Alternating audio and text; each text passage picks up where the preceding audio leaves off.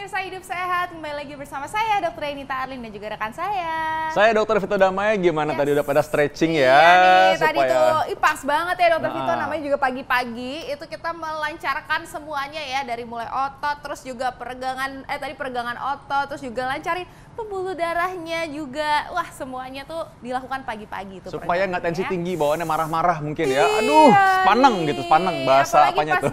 Pas banget hari ini juga adalah Hari Hipertensi Sedunia tahun 2023 nih. Pas banget ya Dokter Vito ya. Karena itu hari ini tamu kita spesial, kita bersama dengan Dr. Siska Suryadani, seorang dokter spesialis jantung pembuluh darah konsultan dan pakar hipertensi. Selamat pagi Dr. Siska. Selamat pagi dokter.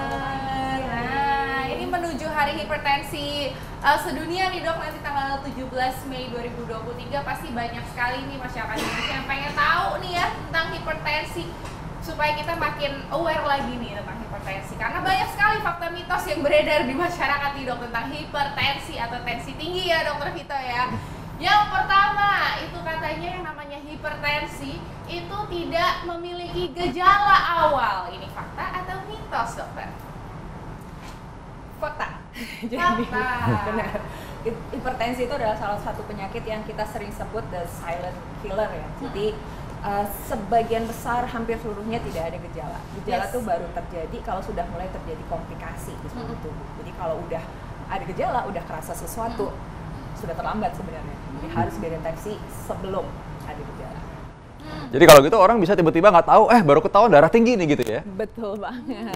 Makanya penting memeriksakan kesehatan. Berarti penting banget untuk memeriksakan kesehatan ya. Jadi jangan nebak-nebak, jadi tidak ada satupun dok pemeriksaan selain pemeriksaan tekanan darah itu ya dok ya. Iya. Untuk melihat si tekanan darah itu harus distensi ya. Oke nih pemirsa, nah ini kita masih banyak sekali ya Dokter Vito fakta atau mitos yang beredar di masyarakat yang nanti akan kita membahas, yaitu yang kedua ini adalah makanan asin ini bisa menyebabkan hipertensi. Ini fakta atau mitos? Oke, fakta. Jadi fakta. Walaupun sebenarnya banyak aspek yang menyebabkan hipertensi dan menyebabkan tekanan darah sulit terkontrol, konsumsi garam yang berlebihan sudah diketahui bisa meningkatkan tekanan darah secara garis lurus. Makin tinggi konsumsi garam, makin tinggi konsumsi makanan asin, itu makin tinggi pula tekanan darah. Cuma perlu diingat kadang-kadang garam atau sodium itu bersembunyi dalam banyak produk makanan, nggak hanya kita taunya garam doang ya, tapi berbagai pengawet makanan, penyedap makanan juga mengandung garam, sehingga wajib diperhatikan, hati-hati dalam memilih. Contoh misalnya kalau main kecap tuh biasanya dibilang bukan kecap asin, kecap manis, itu juga ada sodiumnya sebenarnya. Jadi kan itu udah cukup. Apalagi kalau orang makan misalnya makan bakso ya, campurnya banyak macam tuh. Garamnya taruh lagi, taruh kecap asin, kecap manis juga. Langsung. Jadi dalam sehari mungkin jatah waktu untuk 2 hari 3 hari ke depan garam udah dihabisin sama dia tuh nanti. Dan dalam 1 hari itu kalau bisa 1 sendok teh yang teres ya dok ya, itu garam ya, kadar kita jatah kita dalam 1 hari gitu ya. Oke, nah selanjutnya nih Dokter Vito, apalagi nih fakta atau mitos? Nah berikutnya ini mengenai darah tinggi ini ya, banyak orang bawa saya ini keturunan darah tinggi katanya. Wah itu, apakah benar ini adalah hipertensi penyakit keturunan? Ini fakta atau mitos? Mitos. Mitos, bukan penyakit keturunan. Iya, bukan.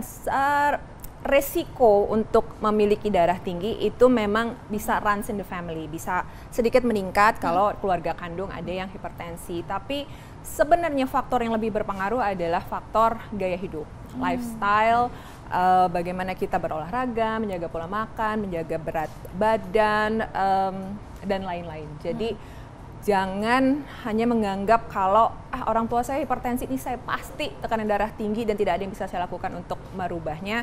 Itu salah banget dan harus dimulai pencegahan dari kita sendiri, apalagi kalau sudah memiliki peningkatan resiko. Kadang-kadang mungkin karena kebiasaannya sama kali Dr. Arlin ya. Jadi kayak misalnya dalam family itu sama-sama mager ya, sama-sama suka makan, sama-sama suka masakan asin. Nah itu jadinya ya akhirnya kesannya dalam family itu semua sama. Wah ini keturunan nih, padahal mungkin kebiasaannya yang diturunkan gitu. Padahal kembali lagi ke pola hidup sehat gitu ya. Nah dokter, nih mengenai hipertensi ini banyak juga masyarakat yang ngerasa, aduh kepala aku pusing, aduh tengkuknya pegel nih, ini pasti tensinya tinggi. Nah itu tuh sebenarnya apakah itu memang gejala awal dari hipertensi ataukah itu hanyalah mitos? Nah, silakan dokter, ini pertanyaan dari masyarakat nih dok. Iya, itu mitos ya. Sebagian besar hipertensi itu tidak ada gejalanya. Kadang-kadang namanya nyeri ya, mau nyeri leher kayak nyeri perut, nyeri kaki, itu respon tubuh adalah meningkatkan tekanan darah, meningkatkan detak jantung. Jadi sebagian nyeri dihubungkan dengan hipertensi. Padahal sih enggak demikian. Jadi pas kebetulan pas lagi sakit, nah pas diukur tensi diukur tinggi. tensinya tinggi. Padahal setiap hari juga tensi segitu. Iya sebenarnya. Aduh, biar nggak tensi tinggi kayaknya mesti kayak dokter Siska ya, mesti sering traveling mungkin. Biar happy ya. Biar happy terus kan, manage stress gitu dokter Arlin. Betul. Nah ini mengenai gejala khas dari hipertensi ini mungkin pada akhirnya baru ketahuan kalau udah komplikasi ya dok ya. Bagaimana tuh dok? Jadi diagnosis hipertensi untuk mengetahui seseorang hipertensi atau tidak harus diukur secara objektif dengan alat sphygmomanometer namanya. Alatnya tersedia di seluruh pelosok dunia ya kayaknya ya, di nggak usah ngomong pusat pelayanan kesehatan, di mall aja ada alatnya, dan pemeriksaannya sederhana, tidak menyakitkan, murah dan gampang. Jadi tolong diperiksakan deh tekanan darahnya, gampang kok, aksesnya ada di mana-mana, murah, tidak ada efek samping. Tapi memang benar pemeriksaan hipertensi ada tata cara yang harus dilakukan supaya pengukurannya memberikan hasil yang akurat. Tapi intinya diagnosis harus diperiksa. Oke, nah dok, yang dibilang hipertensi itu sebenarnya baseline-nya berapa nih dok untuk dewasa? Silakan dok. Kalau untuk dewasa tekanan darah 140 per 90 adalah ambang batas kita ya, lebih dari sama dengan 140 per 90. Lebih dari itu kita sebut hipertensi atau darah tinggi. Kalau optimal kurang dari 120 per 80. Di antara itu ya normal atau normal tinggi ya tekanan darahnya. Tapi ya untuk ambang batas tolong diingat 140 per 90, 14,9. Oke, nah ini yang namanya tensi itu pasti orang-orang kadang-kadang suka ini ya dok, begitu udah diperiksa abis itu bilang, oh iya dari dulu juga saya 140 per 90 nggak kenapa-napa. Nah itu gimana nih dok, apakah ada yang harus dimodifikasi mulai dari lifestyle-nya kah, atau harus minum obat? Gimana tuh dok? Tapi nanti kita akan membahasnya dokter sesaat lagi, kita akan kembali tetap di Hidup Sehat.